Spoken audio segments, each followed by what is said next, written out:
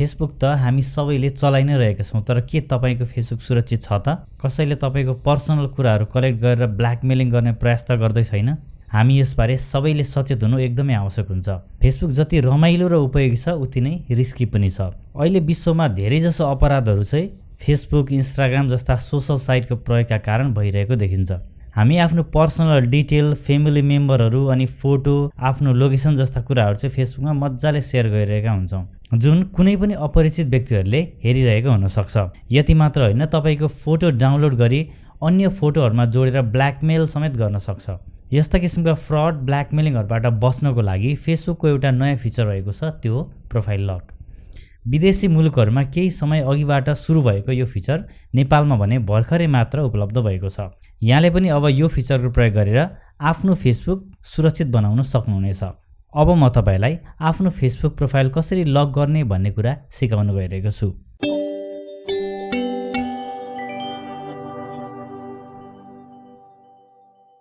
सबैभन्दा पहिले चाहिँ यहाँले फेसबुक एप्लिकेसन चाहिँ ओपन गर्नुपर्ने हुन्छ। यहाँले लाइटहरु भन्दा पनि फेसबुक एप्लिकेसन ओपन गर्नु होला। यो चाहिँ अपडेटेड हुनुपर्छ र त्यसपछि यहाँले चाहिँ यो प्रोफाइल आइकनमा क्लिक गर्नु होला।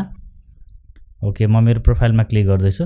अब यो राइट साइडमा रहेको 3 डटमा क्लिक गर्नु होला। अब त्यसपछि तपाईहरुले देख्न सक्नुहुन्छ लक प्रोफाइलको एउटा अप्सन, यसमा क्लिक गर्नु होला। अब त्यसपछि लक योर प्रोफाइल भन्ने अप्सन छ, यसमा ट्याप गर्नु होला। यो लक योर प्रोफाइल भनेर देखाइरहेको छ, ओकेमा प्रेस गर्नु होला। अब यसरी चाहिँ हामीले सजिलैसँग चाहिँ आफ्नो प्रोफाइल चाहिँ लक गर्न सक्छौं। अब यहाँले यसलाई फेरि अनलक गर्नु पर्यो भने सेम प्रोसेस हो। 3 डटमा गएर यहाँले फेरि अनलक प्रोफाइलमा क्लिक गरेर चाहिँ आफ्नो प्रोफाइल चाहिँ अनलक पनि गर्न सक्नुहुनेछ। ओके, यहाँले चाहिँ यसरी सजिलैसँग आफ्नो प्रोफाइल चाहिँ लक गर्न सक्नुहुन्छ र लक रहेको प्रोफाइललाई चाहिँ सजिलैसँग अनलक पनि गर्न सक्नुहुनेछ।